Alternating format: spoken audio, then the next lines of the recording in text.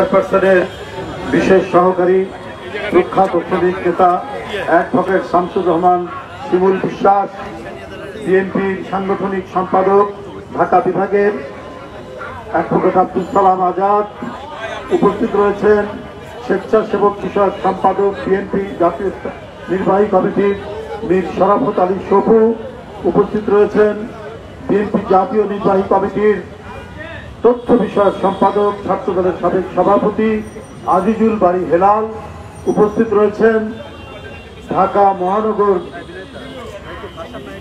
উত্তর বিএনপির সাধারণ সম্পাদক কৃতি ফুটবলার জাতীয় পর্যায়ের সদ্য কারাভুক্ত আমিনুল হক, উপস্থিত রয়েছেন আজকের সঞ্চালক আমার অনুজ প্রতিম, প্রায় দীর্ঘ 1 বছর কারাবরণ করে সদ্য মুক্তি পেয়েছেন ঢাকা মহানগর বিএনপির সদস্য সচিব, দক্ষিণ বিএনপি সদস্য সচিব জনাব রফিকুল আলম মজনু, উপস্থিত রয়েছেন বিএনপি জাতীয় নির্বাহী কমিটির সহ অর্থনৈতিক বিষয়ক সম্পাদক মাহমুদুর রহমান সুমন সহ ঢাকা মহানগর দক্ষিণের উপস্থিত রয়েছেন জাতীয়তাবাদী কৃষক দলের বিপ্লবী সাধারণ সম্পাদক, জাতীয়তাবাদী ছাত্র দলের এক সময়ের কীর্তিমান ছাত্র নেতা শহীদুল ইসলাম বাবুর সহ। এখন ওয়ালটন ফ্রিজ কিনে অনেকের মতো আপনিও হয়ে যেতে পারেন মিলেনিয়ার।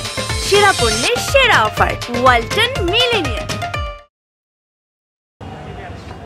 এখানে উপস্থিত রয়েছেন অনেক তো নামগুলো ভুলে যায়, দেখা নাই তো, ঢাকা মহানগর দক্ষিণের অত্যন্ত প্রাণ চঞ্চল নির্ভীক আমাদের সন্তান তুল্য ঢাকা মহানগর দক্ষিণের যিনি মেয়র প্রার্থী ছিলেন, অবাধ সুষ্ঠু নির্বাচন হলে যিনি মেয়র হতেন, আপনাদের দায়িত্ব পালন করতেন, ইঞ্জিনিয়ার ইসরাক হোসেন সহ সকলকে আমি আন্তরিক শুভেচ্ছা জানাই। নিঃসন্দেহে আমাদের অতিথিরা ঢাকা মহানগর দক্ষিণের এই কর্মসূচিকে মহতি বলেছেন। রাজনীতি মানেই পৃথিবীর বিভিন্ন দেশে আমরা দেখেছি, গণতান্ত্রিক উন্নত দেশে রাজনীতি মানেই হচ্ছে সমাজসেবা, কিন্তু এই গণতন্ত্রহীন দেশে যেখানে গণতান্ত্রিক শাসন ব্যবস্থা ধ্বংসপ্রাপ্ত, সেখানে অধিকাংশ সময় আমাদের রাজপথে থাকতে হয়, না হলে আমাদেরকেও প্রতিনিয়ত আমাদের রাজনীতি করতে হতো মানুষের সুখ দুঃখের সাথে সম্পৃক্ত হয়ে। তা আমি ঢাকা মহানগর দক্ষিণ বিএনপির এই মহতি উদ্যোগ, এই সাধারণ মানুষ, শ্রমজীবী মানুষকে তারা যে পানি দিচ্ছেন, স্যালাইন দিচ্ছেন, এটা নিঃসন্দেহে এই সময়ে খুবই গুরুত্বপূর্ণ।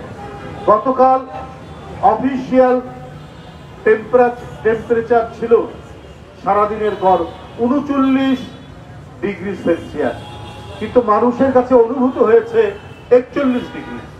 এটাও বলা হয়েছে ঢাকায় 41 ডিগ্রি কখনোই আমরা শুনিনি যে টেম্পারেচার এত উঠে। কারণ ঢাকার চারিদিকে নদী, একদিকে শীতলক্ষা, একদিকে বুড়িগঙ্গা, আরেকদিকে ধলেশ্বরী, আরেকদিকে তুরাগ নদী, চারিদিকে নদী বেষ্টিত এই ঢাকার নদীগুলি কিন্তু এখন ভরাট হয়ে যাচ্ছে, যেটি বলেছেন। এটা একমাত্র লুটেরা গণবিরোধী সরকার থাকলেই তাই হয়। পৃথিবীর কোন দেশে নদী শুকাতে দেয় না যেখানে জনগণের সরকার আছে। শুধু কি তাই, আমাদের বিশেষজ্ঞ, আমাদের বিজ্ঞানী, আমাদের পরিবেশবিদরা বারবার বলেছে কয়লা পুড়িয়ে তাপ বিদ্যুৎ উৎপাদন করেন না, সরকারকে বারবার বলেছে।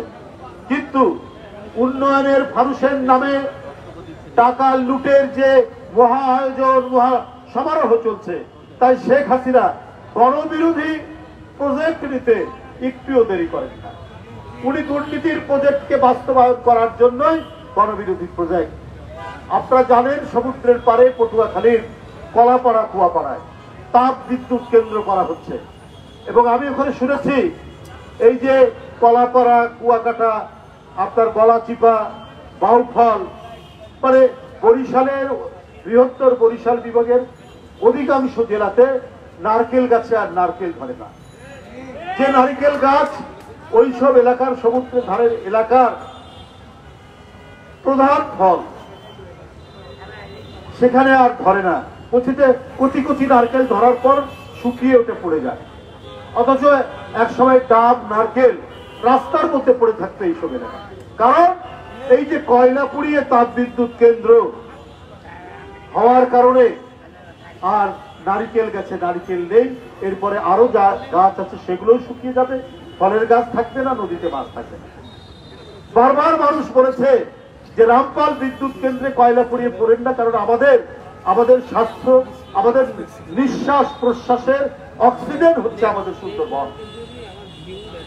আর সুন্দরবনের প্রাণী, বিশেষ করে রয়্যাল বেঙ্গল টাইগার পৃথিবীর সবচাইতে দামি প্রাণী। তার ক্ষিপ্রতা, তার হিংস্রতা, এটা পৃথিবীব্যাপী এর সুনাম। আমি ইউরোপ আমেরিকার অনেক চিড়িয়াখানায় দেখেছি আলাদা করে আছে বেঙ্গল টাইগার। মানে বেঙ্গল টাইগার এত প্রসিদ্ধ, সেই বেঙ্গল টাইগার আপনি আর সুন্দরবনে পাবেন না। ওইখানকার পশুর নদীতে আর কুমির দেখবেন না। আল্লাহ তাআলা কিন্তু কোন জিনিস অপ্রয়োজনে সৃষ্টি করেননি। গাছ, মাছ, পানি, কুমির, বাঘ প্রত্যেকটি প্রত্যেকের সাথে ব্যালেন্স করছে, এবং এটার মধ্যে দিয়েই আমাদের যে নিঃশ্বাস প্রশ্বাস, আমাদের বেঁচে থাকা নির্ভর করছে।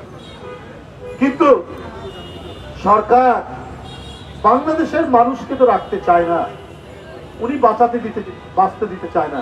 এই যে আমাদের ভাতিজা ইশরাক, অত্যন্ত জনপ্রিয় তরুণ নেতা, একটা সুন্দর কথা বলেছে যে আবার কিছু কিছু জায়গায় রেশন খোলা হয়েছে। কেন?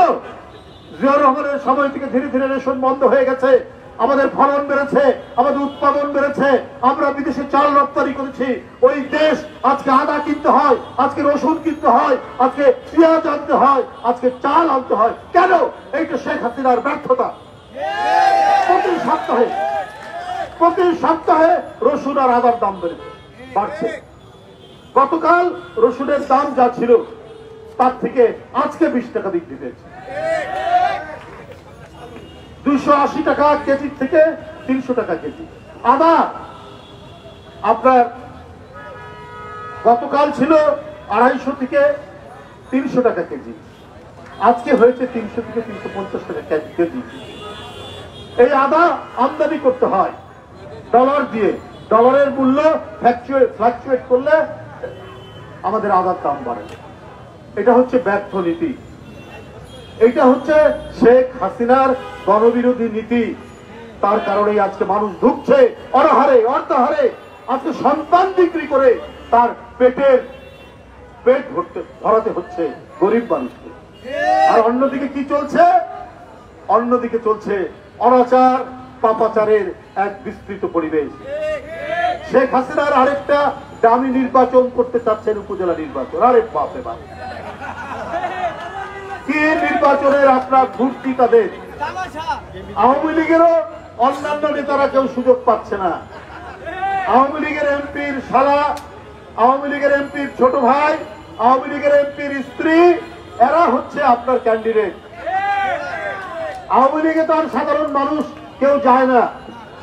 তো ওদের যে সমস্ত নেতারা ছিলেন তারা আস্তে আস্তে ফুরিয়ে যাচ্ছেন, তারা আস্তে আস্তে কোথায় মারা যাচ্ছেন, তখন আর যোগ্য লোক নেই। আপনার একজন মন্ত্রী আছেন নাটোরের সিংড়া, তার পরম আত্মীয়, তাকে উপজেলা নির্বাচন করতে হবে। এই জন্য তার প্রতিদ্বন্দ্বীকে অপহরণ করেছে। যে গাড়িতে অপহরণ করেছে সেই গাড়ি থেকে রিভলভার পড়ে গিয়েছে, পুলিশ সেই ব্যাপারে নিশ্চুপ। আর আমরা যদি এখন একটা মিছিল করি, চারিদিক ঘিরে ফেলবে পুলিশ, তার জল কামান দিয়ে, তার উদ্ধত বন্দুক উঁচিয়ে ঢাকা ফার করে বিএনপির মিছিলকে তছনছ করতে তারা দ্বিধা করবে না।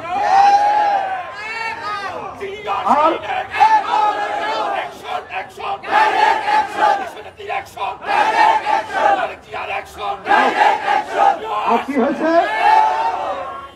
এখন প্রতিটি সংসদীয় এলাকায় এমপি রাজ তৈরি হয়েছে, এমপি রাজ।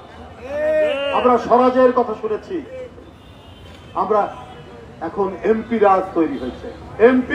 এমপির স্ত্রী, তার আবার দামি এমপি, জনগণ ভোট দেয়নি, তার স্ত্রী, তার শালা, তার শ্যালিকা, এরা দিয়েই হচ্ছে আপনার সংসদীয় আসনগুলোতে এমপি রাজ তৈরি হয়েছে। বন্ধুরা আমার, আর এই যে নদী ভরাট, এই যে গাছ কাটা, এই যে আমাদের ডাব নারকেল উজাড় হয়ে যাচ্ছে, তার বদলে তো আমরা দেখতেই পাচ্ছি ফরিদপুরের ছাত্রলীগের প্রেসিডেন্টের 2000 কোটি টাকা পাচার। তাহলে এগুলোর মধ্যে দিয়ে তো টাকা আসে, এগুলোর মধ্যে দিয়েই তো টাকা আসে। আপনার সমাজ কল্যাণ মন্ত্রীর শ্যালক, সম্ভবত ছোট ভাই, 15,000 কোটি টাকা তিনি অর্জন করেছেন। আজকে সংবাদপত্রে আসছে, আপনারা দেখবেন। তো এই টাকাগুলো কোথেকে আসে ওদের হাতে? আপনার এই কি বলে যে আলাদিনের চেরাগ কোথেকে আসলো? রাতারাতি এত টাকা, এত পয়সা। ওই যে আমার ভাতিজা বলেছে, মানে অস্ট্রেলিয়া, সিডনি, ওই কি বলে কানাডা, ইউরোপ, দুবাই, এদের এত বাড়িঘর হলো কি করে? এদের একটা সেকেন্ড হোম, একটা ফার্স্ট হোম, আর একটা লাস্ট হোম, ওদের হোমের আর শেষ নেই। কিন্তু আলটিমেটলি যে আজিমপুরের ওই হোমে যেতে হবে, এটা আওয়ামী লীগের এমপি মন্ত্রীরা ভুলে গেছে। ওইটা তারা ভুলে গেছে বলেই আজকে তারা স্বর্গরাজ্যে বাস করছে। কিন্তু আমি যে কথা বলতে চেয়েছিলাম, তাহলে রেশন দিচ্ছেন কেন? জিয়াউর রহমান তো আস্তে আস্তে রেশন তুলে দিয়েছিলেন, কারণ আমাদের উৎপাদন বৃদ্ধি পাচ্ছিল। আসলে এই সংকট, খাদ্য নেই, সবজি নেই, মুরগি মাংসের দাম আকাশ থেকে আরো মহা আকাশের দিকে ছড়িয়ে গেছে, মানুষ খেতে পারছে না। তাই এখন রেশনের দোকান খোলা, রেশন কার্ড করা। আমরা আমাদেরও মনে আছে, সালাম ভাইদের তারও মনে আছে, 72-75-এ দেখেছি লাইন ধরে মানুষ রেশনের দোকানে আহাজারি করেছে, মানে 1 কেজি চালের জন্য দাঁড়িয়ে আছে কার্ড নিয়ে, একটু সস্তায় তারা চাল পাবে, ডাল পাবে, এই আশা। আজকে এই পরিস্থিতি। বন্ধুরা, ওবায়দুল কাদের আছেন না একজন মন্ত্রী, নাকি দামি মন্ত্রী? সাংবাদিকরা বলেছেন যে কি ব্যাপার, আপনারা বিএনপি কোন দিলে পরে, কর্মসূচি দিলে আপনারা এটা দেন কেন? আর একটা পাল্টা দেখা যায় যে আপনাদের, উনি বলেছেন যে তাদেরকে মানসিকভাবে বাধা দেওয়ার জন্য, বা মানসিকভাবে বাধা দিবেন বিএনপির নেতা কর্মীদেরকে, এই জন্য নাকি উনারা পাল্টা কর্মসূচি দেন।